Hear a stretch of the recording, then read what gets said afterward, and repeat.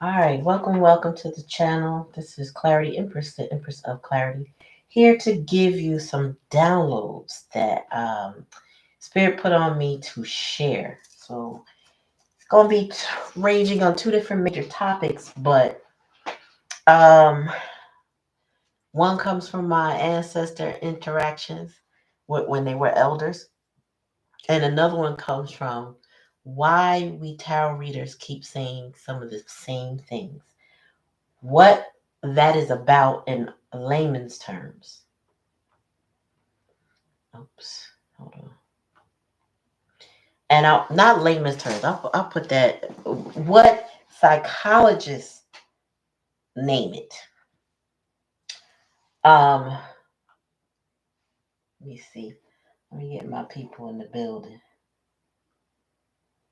Um, mm, who else am I missing? Oh,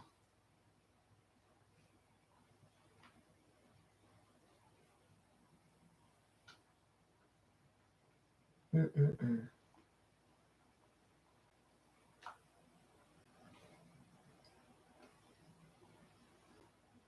Excuse me. If you've seen this as a recording, I'm just adding some people, letting them know because I don't know if my notifications are going out there.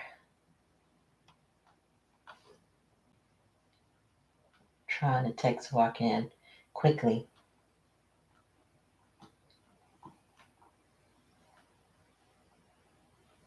Oh, one more, y'all, and then I'm gonna get started on these downloads.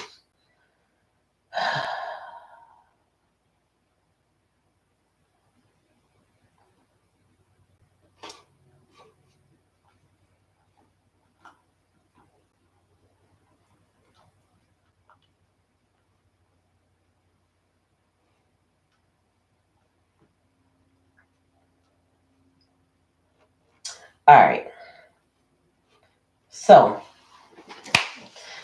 to the downloads. So I'm gonna start off with the ancestor download that I got today. Hi, whoever joined. The first one I got today was an incident that happened in my youth. And this is about anger, shadow work, and being able to protect oneself. Okay. Hey, sis. So, this download, I don't know why it came to me today. It might be because the anniversary of this day is approaching. But just to give you some context, what I'm about to share has a lot to do with my grandfather. Now, this is just the first download. There's a whole different subject I'm about to breach. So I'm going to start with one and I'm going to transition to the other. All right. So when I was about 7, I had a cousin who, hey, Dawn, I had a cousin in law, because she wasn't blood, but a cousin who was about 11, big girl, strong. I was 7, and if you see me now, you probably couldn't even imagine how skinny I was as a kid, but I was a skinny kid.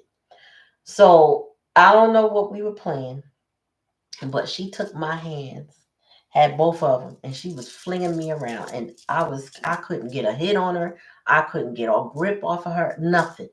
So I went home crying. I went home boo-hooing.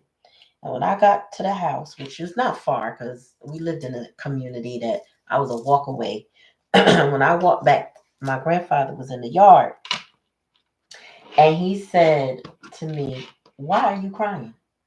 And I said, "Because Chanel was flinging me around and I couldn't get a grip and I couldn't do nothing to her." And so I'm crying now. I'm an only child, so I ain't had no siblings to fight.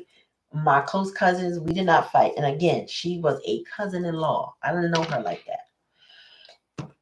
So my grandfather was a deacon in the church, just to give you some context. I had never heard that man curse. Deacon, he was a mason, he was all kind of stuff, right? That man said to me, "Don't you ever come home crying." He said, "You pick up a brick, a bat, a chair. I don't give a F what it is. and you whoop they ass. So that was my first introduction to defend yourself, right? Now, I was not a fighter. Okay. I've never been a fighter, but I am a finisher. Okay. And most times when I attempt to finish, people didn't want it. I'm like, I'm right here. It's just me and you. They don't want that. For some reason, they want the audience. But I like to catch people alone because you got a problem with me, you're going to deal with me. And we don't need no audience. It's just me and you. But like I said, I defer back to that because my grandfather said to me, put it this way, what he gave me was permission to defend myself. And I didn't know I needed it until that moment, right? So, flash forward to adulthood. Now I have my own children, and we were living on what I call the Bermuda Triangle. Now, the reason why I call it that because it was a block, but it was literally a triangle. All right, it came to a point on one end, it was flat on the other, and there was houses on all three sides. And honestly, there was so much financial turmoil around that time. This is during the recession, one of the major recession or whatever. Um, During Obama, there was a lot of financial loss for me, lots of people, and we were like the last homeowners on the block. So we felt like we were left for dead. People we liked on the block, everybody got out, move. We still felt stuck there. And the other reason why we felt like we were trapped there is because there was a couple that lived next door. Actually, the woman rented it with her children. And then she eventually brought this new guy around. And then he was like a permanent fixture. But this guy was a little, I don't even want to say little. He was nuts. And come to find out, he was also a sex offender. He had raped people under the age of 18 and under the age of 13. So you can imagine that this woman has daughters with this man in the house. She's not aware of this. And eventually her daughters move out the house as kids. But what was extra diabolical, not only that, because I feel like he did something to those girls while they did move, but the other problem was he was tampering with people on the street. So he tampered with our cars, tampered with our tires, our windshields, do stuff. He was a throw the rock, hide your hand individual. Okay. Um, Again, y'all, I'm just going to repeat. This is the first download that I needed to share. I have another one. And that second download is going to be talking more about why we keep describing the same person in tarot. But I digress. I'm going back to the shadow work part. So this man was crazy. And before I turned to tarot, I used to get readings. Well, I still get readings every now and then, but I get readings from a Yoruba priest, different ones that I have met, of course, across the years. And one of the things they all kind of said was, "Dog, don't mess with the neighbors. They crazy, or he's crazy." But this particular day, which was like a year and a half before we moved off that Bermuda Triangle, we felt stuck at and left for dead. I was delivering flyers from my other business to schools, and the flyers, unfortunately, were extremely heavy, so I could only get a few at a time without my husband. And my kids, they were in the back seat, so I would pull up in front of the house, run in, grab some, come back outside, boom, go to a couple more schools. And I did that. By the second time I did that, I noticed that the neighbor outside was by himself. Now, I don't recommend. I would just let me just say I don't recommend anybody do what I did, right? But I will say when I get mad, caution is out the wind for me. Honestly, I just lose it, but I'm still protected, so I can't explain it. But I don't recommend people flying off the handle or none of that, right? So anyway, I was just told over and over and they crazy. But the next time I went in to grab some flyers, the flyers were in front of my ancestral altar at the time. And so I'm putting the stuff in the bags and I look up and I see my grandfather's face and I hear those words verbatim. don't you come home crying. I don't care if you have to pick up a bat, a brick, a chair, you whoop they ass. And then all I saw, the next thought I had was, oh, well, I guess today's the day. So I went back out. I did one more delivery. And when I pulled back up in front of the house, I pulled up on the left side of the curb. So my driver's side is on by the curb. I didn't get out, but my window was down. Um, and I said to him, I said, let me tell you something. Because I need to tell you something. So he looked at me and I was like, yeah, you. I said, you don't think we know how you move? Because when I tell you this guy was crazy, he put feces on a neighbor's car. He threw nails in our spot more than once. We had so much tire damage, it didn't make no sense. He cracked little holes in the corners of our windshield. He threw nails in the spot to because the owner of some of the houses on our block, because remember I said we were the last homeowners on the block.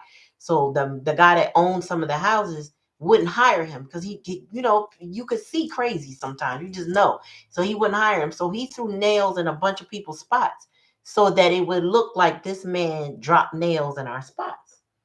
So he had to clean it up because this guy was, menacing. And like I said, another neighbor said he puts feces on their car. No one did anything to this man. Okay, nothing. So I said to him, I said, you don't think we know how to, I'm cursing y'all, how to F you move? I said, we are sick of you and your nonsense. I said, but I tell you what, if I see a leaf, a feather, a speck of anything on my car. One time he sprayed something on my husband's back lights and I had to clean it off with toothpaste that my mechanic recommended. He was just doing too much. And I said, and all these priests telling me, no, don't say nothing, don't say nothing, don't say nothing, don't say nothing. I heard my ancestor clear as day. You pick up a bat, I mean, literally, it felt like the day it happened when my grandfather said that. So I said, wow, today's the day. And I told this man, I said, if so much as a leaf touch my car, my house, my anything, and I think you got something to do with it, you ain't gonna like the outcome. I promise you. I promise you, you will not like the outcome. Play with me and try me and see what will happen to you. Okay, so I'm saying this to say, because this is one of the downloads I got today, is sometimes we do need that anger to rise up and defend ourselves, right? I'm not even going through this anywhere in any part of my life currently that I gotta cuss and fuss somebody out. I do have to handle some people, I ain't gonna lie, but I don't need the bat, the brick, or the chair. My thing is my shadow side, the side that you not necessarily gonna like, has to rise up at an occasion and speak through me to protect me and mine, whatever I need to protect. You understand? So I'm giving you this today because sometimes you need to know you have permission to be angry. You have permission to speak for yourself. And how you do it maybe is justified based on the circumstances. Now, I can't leave it like this because I got to tell you the full story. So he's sitting there saying, oh, you crazy, yo, you crazy. I said, I'll be whatever you need me to be. If it means you understand, leave me and my family the hell alone. Okay? Because you don't want to see what's going to happen if you play with me. So then that was a Tuesday, y'all. I'll never forget it. Because it was the Tuesday before that Mother's Day um Sunday, right? So then that Sunday, I'm in the house. I'm all the way upstairs in my bedroom. And I hear my husband huffing and puffing. He comes up the stairs. I look at his knuckles, and they all kind of scraped up, and he looked crazy. Now he all white, but he looking like, what? I'm like, what happened to you? He said, yeah, I just beat so and so's behind. Not the guy that I was talking to, mind you. The guy he used to conspire against when he was putting these nails in my tires and doing all these things. Another dude that lived around the corner. Why I can't explain mental illness, so I can't explain why this person, this human, I don't know, demon, would behave this way. I don't pretend to understand. All right, I mean, and this was happening for a while. I mean, and there was police involved at different times that believed what I said, and thanked me for telling them what I knew, because there was times he got arrested for doing stuff he shouldn't have been doing. But this was beyond getting the police involved, at least on our end. So right before all of this happened, my husband had been kettlebelling.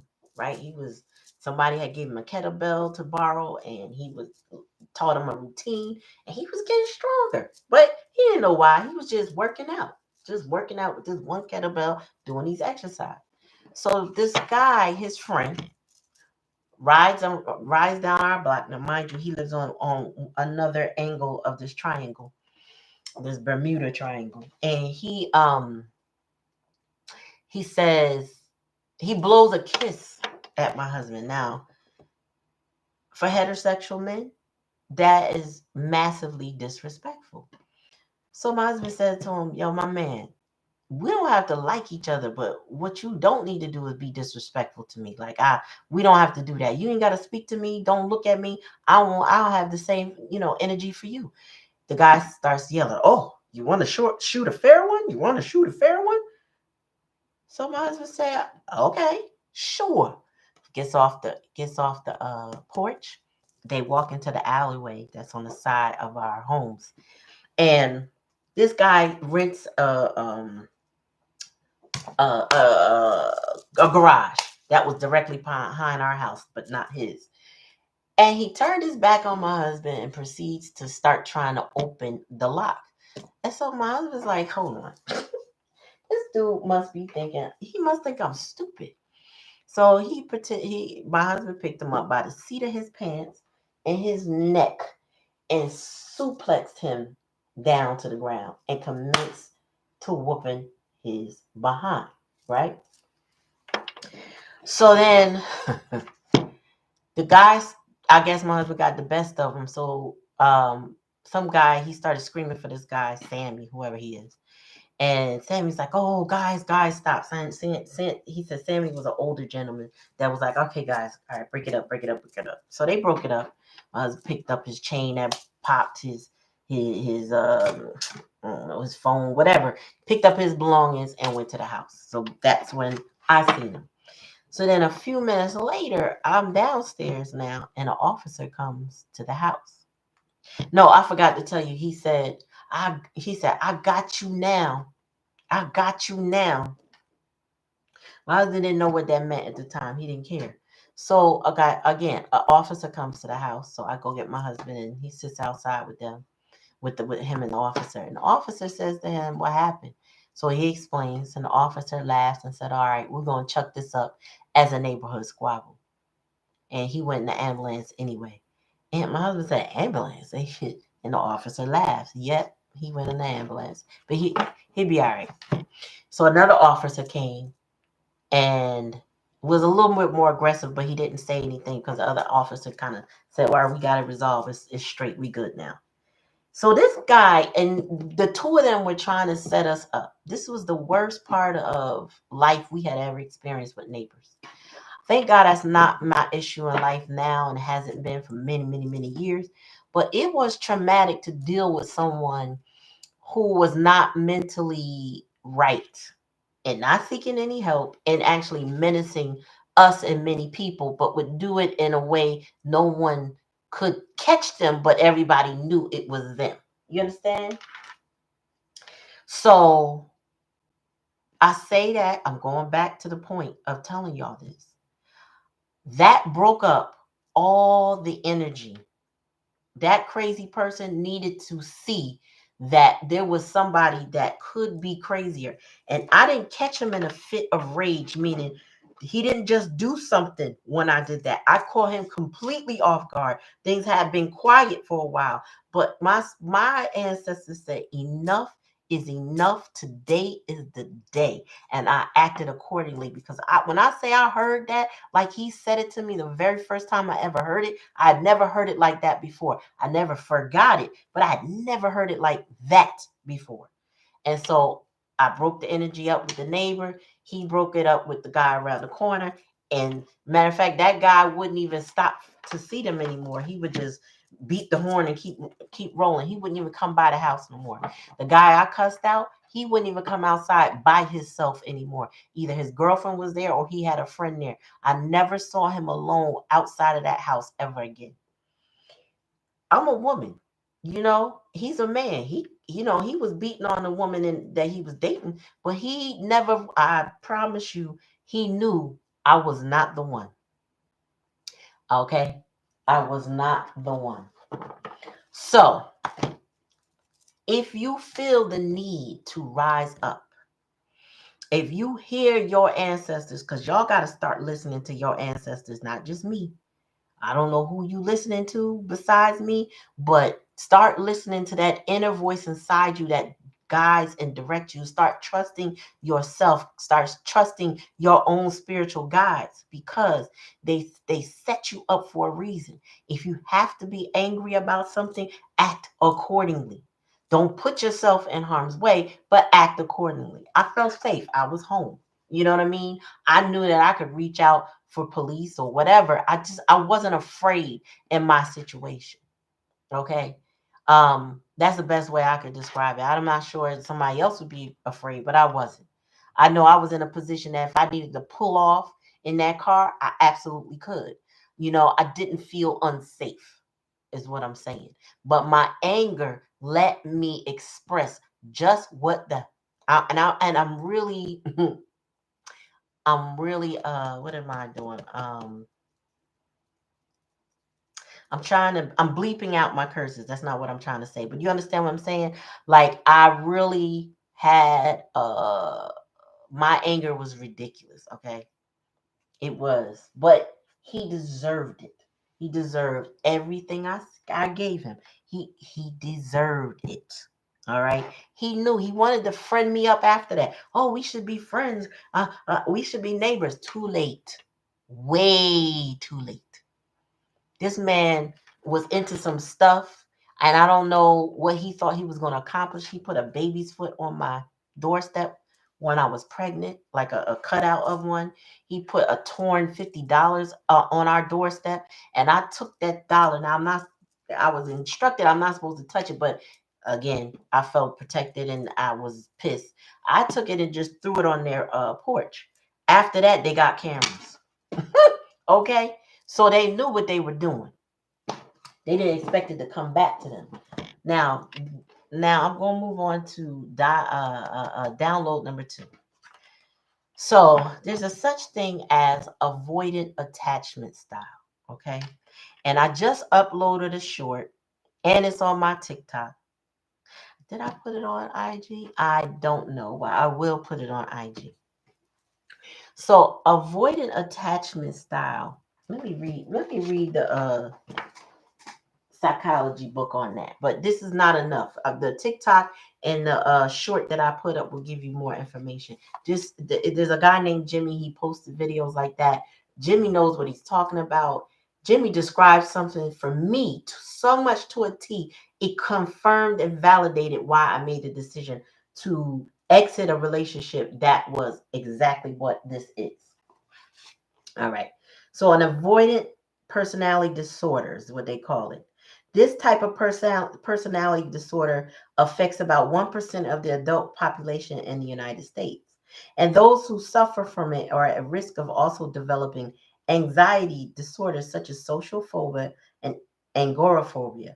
Symptoms of avoidant personality disorder include feeling inadequate, being incredibly shy, being very sensitive when it comes to any types of rejection or criticism, avoiding social and interpersonal connections like work or school, having low self esteem, and wishing to be close with other people, but having trouble creating relationships with anyone that is not a part of the individual's immediate family. These are cluster C. That's a cluster C personality. Listen, I have experienced this personality type and I never knew what it was since 2017. And I made a decision in 2022 to put closure to it for me. They may not have seen it as closure, but I had to do it for me, meaning I had no more expectations. I have acceptance. This is who they are. Would I like that person to change? Absolutely. The likelihood of them changing is very low, like probably, in my opinion, probably less than 10%. They would, in that personality type, they would have to want to change. And I'm bringing this up to say, this is what we as tarot readers keep explaining to y'all, but we haven't used the language to really describe what this is.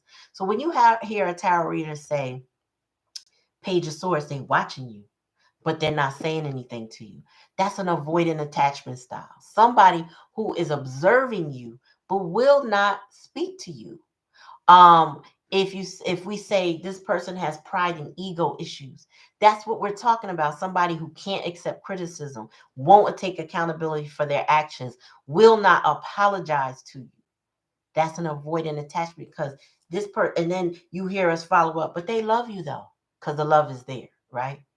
But that type of energy will keep you in a perpetual cycle of waiting, of dealing with your own self-worth issues, all because they have parent wounds, more than likely mommy wounds, they haven't fully addressed or haven't addressed at all. And you pay for that. Why? Because they didn't attach to their mothers or their fathers properly. So then they take those attachment out on you without, they may not be aware. So I'm not blaming them, but this is what happens when you have multiple cycles. You notice when you get close to this person, they run. They sabotage the connection. They cycle with other people and do the same things with them too, and can't figure out where did I go wrong or what's the problem. The problem is them, and then the problem can only become you if you become aware of it and then you allow it to continue. Okay, so avoidant attachment, you need to avoid an avoidant attachment, meaning if you're in a cycle with somebody and you notice they make no effort, they take no accountability that, you know what, you're right, I do need to get help, and then they actually go and do it, they don't intend to. This type of person could possibly talk a good one, because if that's the case, they want to keep you there. And I feel like it's very important that you all know this is what we're watching, and this is why you guys feel like sometimes you feel like I'm watching too much tarot. I don't know, why does this person keep saying my person's coming back and then they don't come back? Then you might know that this person is watching you on your social media, orbiting you, right? Make it almost obvious that they're watching you sometimes, because they will I don't know, like your stories or like some of your pictures, but then they won't talk to you.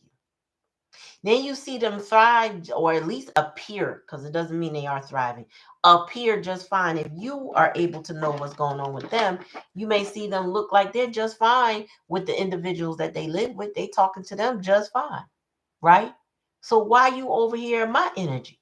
And this person is desiring you. Yes, they are in your energy. Absolutely. But this person has some super deep wounds that they have not addressed. And that's what keeps you in this wanting, waiting, or hoping for something to be different than what they are. And what Maya Angelou is the most famous person for saying, when somebody shows you who they are, believe them. So if this person shows you they don't know who they are, that they are scared of a softness and closeness with you, and if they're going to run and hide and ghost from you, if they can't apologize for their actions or they can't take accountability for their actions, believe that they're not. Accept who they are showing you they are. Those words don't matter. That holding on to your energy, it don't matter. It don't matter. I don't care if it hurt. I know for me, like the person I mentioned, I can feel their energy any given day. And I realize, oh, well, put it this way. I know I have a better control over how it feels. Maybe sometimes I don't know when it's going to hit me, but I do have a better control of it. Energy is a real thing, y'all. And so you will feel these people, but these people have to show up in real life and be consistent. So whenever I say this person needs to be consistent, that's what I mean. Like this avoidant attachment style is very toxic and abusive to you. They have to deal with their issues. It is not your responsibility to deal with their issues.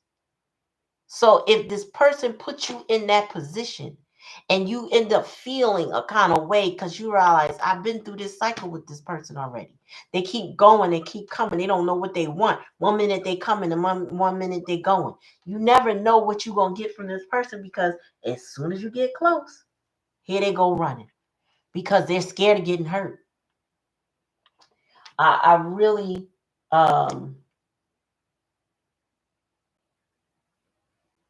yeah, you're right.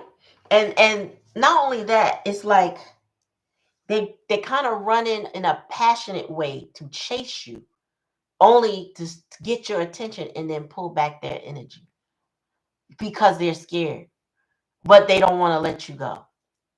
That shit is toxic as hell. Okay? And it'll keep you in your head because well, what do you want with me? Not only is it in you in your own head, but then you also feeling their energy. Excuse me. Here we go, spirit. Because my throat trying to close up for no reason.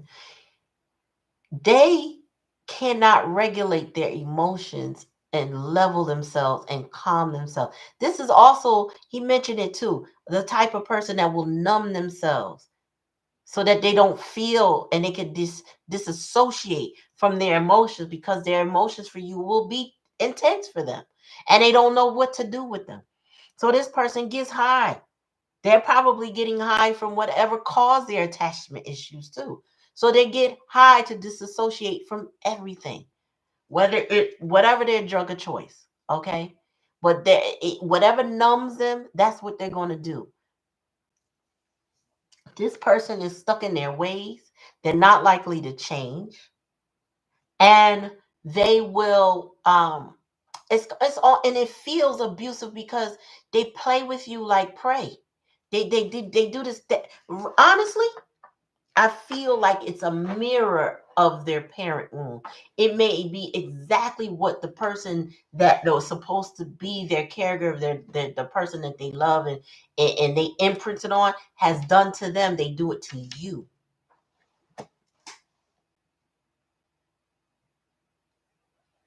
Hmm. So the anxiously, let me see if I got a definition for the anxious attachment because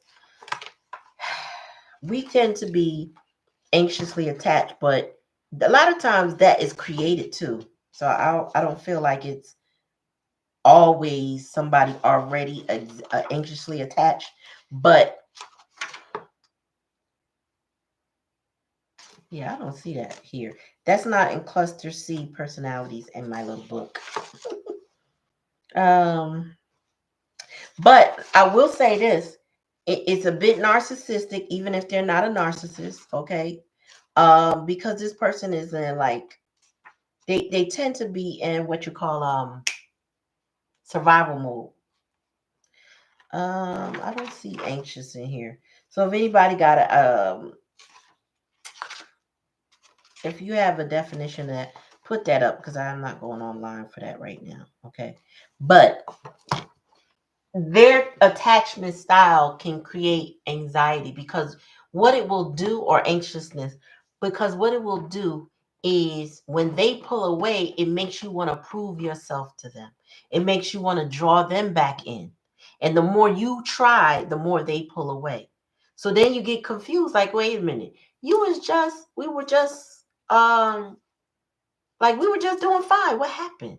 Now, I need to check on you. Now I need to show you that I'm here for you. Right? And this is why now I don't, it's the wave. I'm telling you, it's the wave. And I will say from the readers that I listen to, there's a billion of them out there. I don't listen to all of them. I probably listen to less than a handful.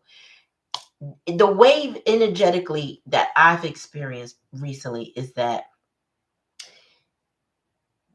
they're telling you to stand your ground. I know that I have shared with you to stand your ground. I've also shared with you that this person wants to come back. The thing is, faith without works is dead. I don't care what you want to come back to. If you want to come back to somebody, but you haven't changed one bit, you haven't put any work in, you mean nothing. Okay? Your intent is not, you are a time waster. You are a liar.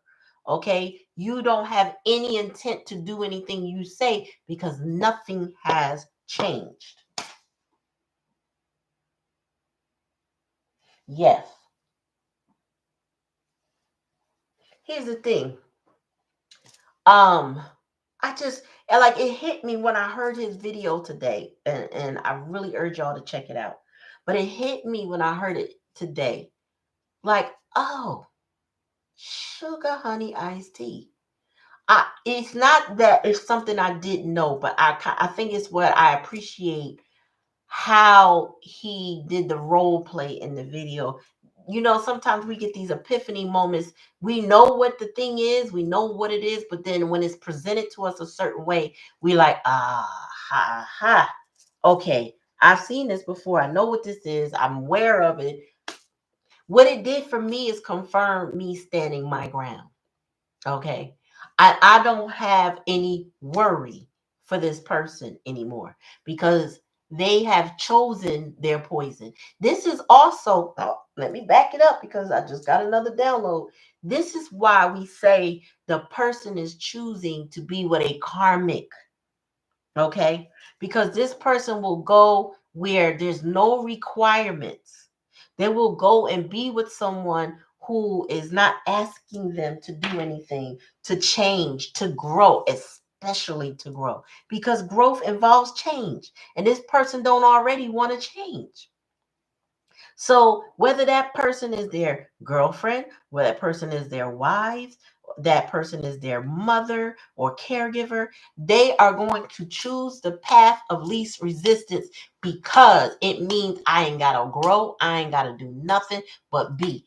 And what ends up happening is when you step away, yes, they start to want you more, but then they have to become aware of the fact that they'll never, excuse me, I'm over here, I guess, spiritual burping. They'll never really find your energy signal. Somebody who may have shown them unconditional love. And this leads to people who end up with sex addictions and other addictions. Why? Because they can't fulfill that energy through anyone else. Then they start to realize that, oh man, I got to try it this way. I got to try it. Wait. Meanwhile, they still looking at you, looking at your social media or stalking you or whatever, but they're still not working on themselves because they keep trying to fill this void they can't fill.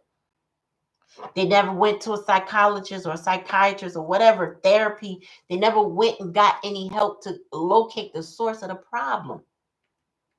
And then here you come. You beautiful energy, you being loving, being nurturing, and all of a sudden now you got an anxious attachment style because you trying to hold on and help somebody that don't want to be helped. That is one of the most toxic things you could go through. This aside from DV, okay? Aside from DV. This is mental abuse, mental and emotional abuse that they have passed down from the person that gave it to them.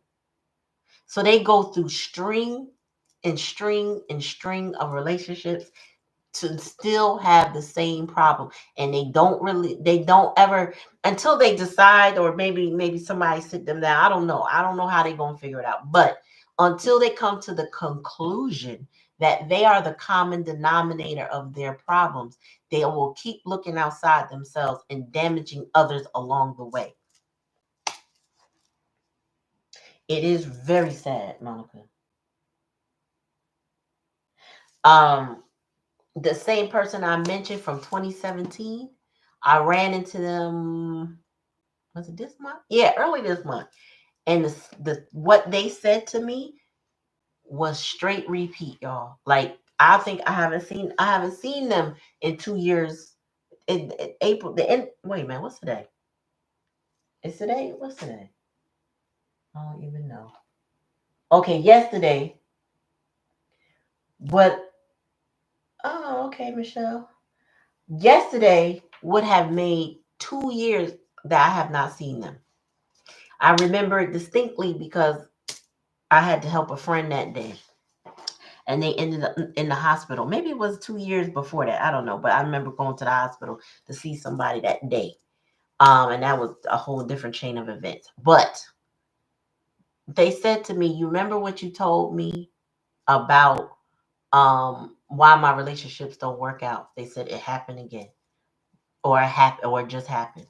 And they said it just like Jimmy said it in this video, which, like, oh, that nothing changed. And you're just continuing to do the same thing to other people over and over again. And it doesn't matter, y'all, what relationship this is. This platonic, this is friendships, this is romantic, families, family outside of their home. Because what they say is they can get along with the people inside the house, but outside of the house, they got nothing but problems with those people. And they leave a string of broken hearts and toxicity along the way. And I'm just like, oh. And it just hit me how much we as readers have been expressing this, but not using the language that y'all need to hear, because I know you need to hear it, because you need to look into it further. This is the making of somebody, not necessarily a heartbreaker, but somebody miserable, because this type of person is going to be alone in their eldership. They may think being alone is fine, or they may not have a problem with running through people. But I now know elders, multiple elders, who behave similarly and are old and alone. Their children don't want to deal with them. Their friend groups turn on them, not turn on them like I don't like you no more, but turn on them like for their own self-preservation. This person can, and these are the elders that end up either homeless or in nursing homes where no one comes to visit. Their quality of end of life typically is very miserable and lonely because of the way they cultivated relationships throughout their lifetime. You don't get there overnight. You lose people along the way, really good people, and you can't replace them. I heard Mystic Beauty say one day, the other day, she said something about um, you're not one in a million, right? And I totally agree with her. You're not one in a million. Why? Because one in a million would kind of signify that there might be a chance that out of a million people, you meet somebody else that way. No, when you love someone unconditionally and you share energy with them, you are one in a lifetime. And I couldn't agree with that more. I am personally, I know I am a once in a lifetime person in anybody's life that I touch. So you may remember, you may go on and have wonderful relationships with other people, but there will be something significant that you will remember about me. If we have an intimate friendship or relationship, you will remember me, and you will not find me in everybody else. There is something distinct about me that you will not get anywhere else. Period. And that goes for you in your relationships as well. They may have identified themselves as a problem, feel like they're broken. Mm-hmm. Irreparably damaged, which is even sadder. Yep. And I feel like people, when they get to their end of life, more than likely they are irreparable damage. I feel like you can pivot and change at any time. It's if you succumb to the victimhood of your issues. If you choose to continue that victimhood, maybe because some people choose to be a victim because it gets them attention, right? If they, oh, I've been through this and I've been through that, and they can elicit some intimacy from somebody who feels bad for them, they may use that as a weapon against that person. Like, oh, everybody leaves me, no one stays, right? And that causes, again, what you were talking about, that anxious attachment. So that person feels obligated. I've been through that too in my DV situation. This man made me feel like if I leave him, I'm abandoning him. When he was a full grown man and he could figure it out. His mother had died years ago. While we were in a relationship, the morning I woke up thinking today's the day he could go. We get a phone call about his father dying, and I should have said, "Go when you go stay with or go check about the funeral. Don't come back." I could have said all of that. I ended up feeling bad, right? And when I should have cut it off because it was already bad. So I'm saying all this to say, y'all, when we tarot readers tell you, and I probably will intermittently remind you, but when we tell you that this person wants to spin the block or come back, know what you are dealing with that person. You're not a psychiatrist or a psychologist. You can look up some things to see, did I experience a plethora of this with this person? What would be the best course of action if this person were to come back into my life? My response would be, if this is an avoided attachment style without any type of proof, and I mean significant proof and consistent proof, I would not touch it with a 10-foot pole. I wouldn't. You ain't going to therapy and been in it for months. You haven't identified your problem. You haven't gotten away from your problems. You haven't attempted to build a new life in some major significant way. Don't talk to me. Why are we talking? I can't help you. I don't want to be helping you. I don't want to be involved with no one who would like to Jedi mind trick me or manipulate me into waiting for that change. One day they're going to be different. That I already know how much of a waste of time that is. Right. Yes. A beautiful reminder of valuing self and knowing one's worth. I do not. And I gotta say this because y'all watch me, right? I do not want y'all coming away from. I watched Clarityempress, and she told me that I should give that person a chance. I'm always tell you, follow your intuition. Why? Because that's your personal situation, and you gotta know what you're dealing with. You could be, if we have a personal one reading, right? You could be telling me part of the story, not all of the story. Um, Also, it is uniquely your story, because who am I to tell you that your person will never change and then one day they do? All I can say is, don't waste your time waiting for it to happen. Go and live your life. If it is meant for that person to change, they will show back in your life a changed individual. But do not waste precious moments, days, and months and years of your life with the expectation someone is going to do the right thing that has never done it before. You got to put your self-worth first. You have to deal with your own self acceptance first.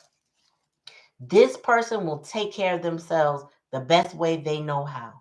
It is not for you to absorb, because that's the other thing I learned throughout my journey is vicarious trauma. It's a real thing, y'all. I didn't know until my journey that vicarious trauma is a thing. You think that this person is traumatized and they tell you, oh, this, I've been through this, and this person did this to me, and this person did that to me. And you're not going to just internalize some of that. You will. You will, whether you want to or not. And you might even trauma bond, meaning you could also have experienced something and you feel close to that person. But then poof, this person disappears the closer y'all get. They self-sabotage the connection the closer y'all get. Leave them in the cemetery that they want to be in. This person ghosts you, let them go. Don't go looking in the cemetery. Don't go throwing flowers in there trying to coax them out the grave. Let them be where they want to be.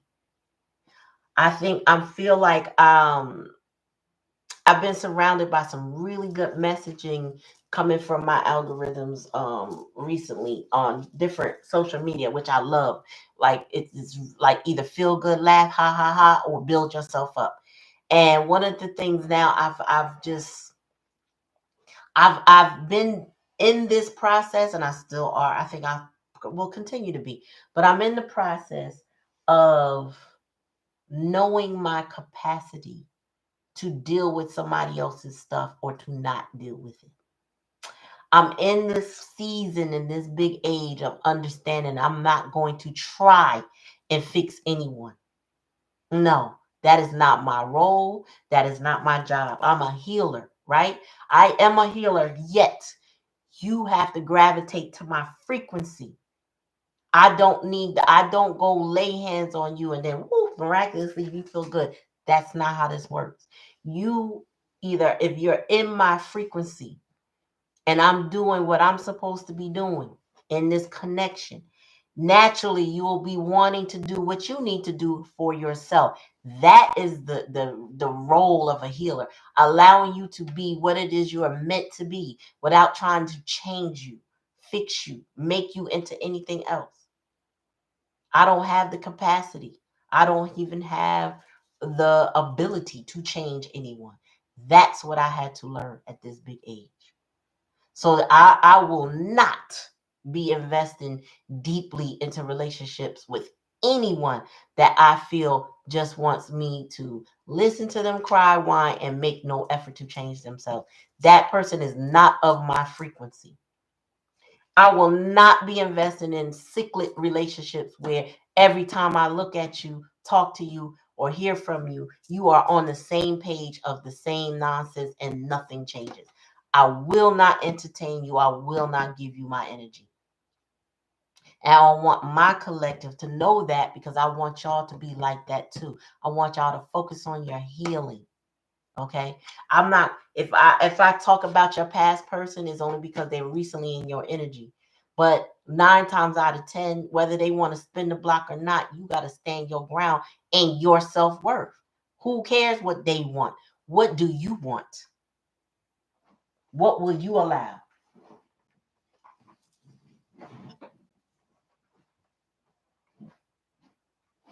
You know what I'm saying? So I think my nose started itching. So I think that was the message that Spirit wanted me to give at this time. I had to give y'all this download. It was pressing me. Um, but you just gotta know that it's okay. It's okay. It's okay to be angry and to stand up for yourself and stand up for what's right. And it's also okay to pull your energy back and leave something the heck alone. Because if that person, those people, or that situation is going to continue to abuse and harm other people by not recognizing who they are, there's nothing you can do about it. Let it go. Don't in it. And when you feel yourself feeling their energy or reminiscing too hard, 9 times out of 10, either you're dealing with your hurt, your feelings, or their issues, their energy is on you because they're thinking about you hard. Recognize it as it is, and then find something to distract you, release it. Get up and dance if you got to. Go out, take a walk. Go do some gardening. Go cook a meal. Go do something else than sit in that toxicity of emotions where this person's pulling on your energy because all they do is thinking about how you could save them because you showed them so much love. And you know what? I'm going to tell y'all right now. This goes for your children too. I know we need more permission to say this as parents because there are enough bad parents in the world who damage their children and do all kinds of wrong. But if you know in your heart of hearts that you have done all you can for your child and they choose to go a whole different route than what you have taught them, you got to let them. Because fighting that battle with them can bring you down. So go let them do and fight and do what they want. You have to. And protect yourself. Because they're human beings. And they came to learn something in this experience just like you. But you got to learn to not let them take you down. I'm not going to get into it, but there's several situations I know of right now. Baby. And some parents are waiting for the bottom to fall.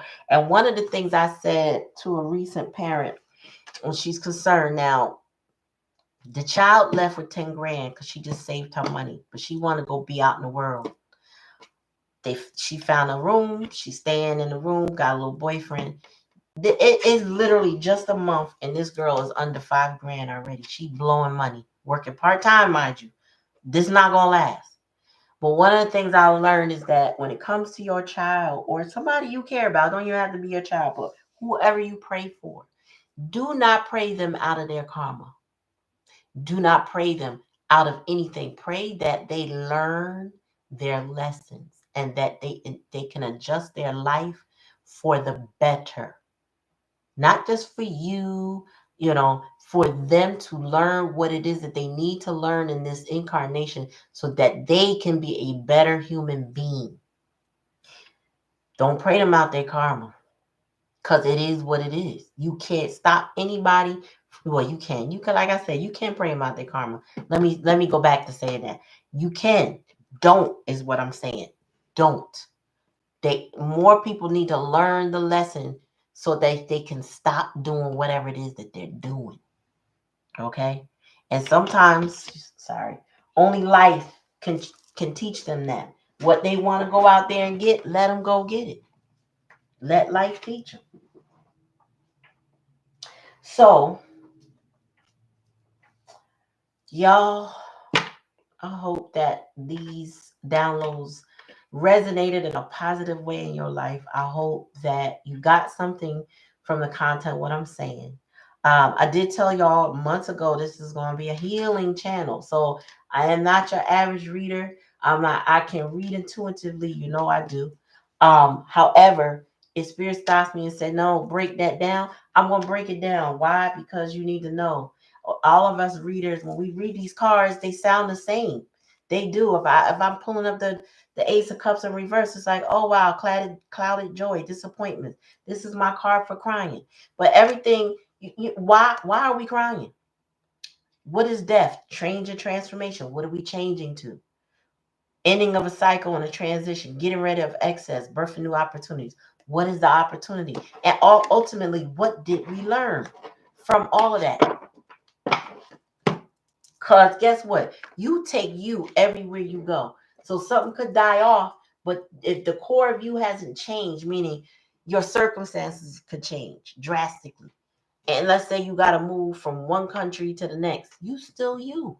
If you haven't healed and worked on yourself, you're just going to continue doing things that's going to cause destruction, a path of destruction in your life. Period. Ah.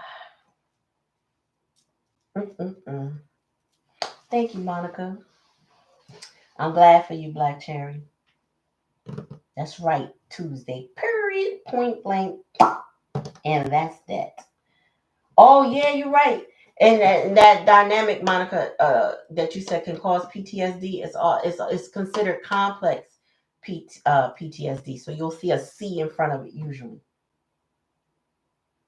Yes, I'm a healer. I trigger change. You're right. That's a very succinct way to say it. I trigger your change, but I don't change you. I'm not trying to change you. You know, when we learn that about ourselves, we realize that's not it. It's not I change you. I trigger you. Either you're gonna do it or you don't. What I have to do is accept you as you are at any point in time that you are. Also, protect my energy and not let you um taint me or cause me any PTSD. You feel me? Whew. Anyway, um I'll be back a little later. I don't know if y'all gonna get the notification. So let's just say I will try to come back about 9:30 Eastern Standard Time, because as I'm uploading, you know, I'm hearing all the big readers. When I say big, I mean big channels has 100 over 100K. They all say the same thing.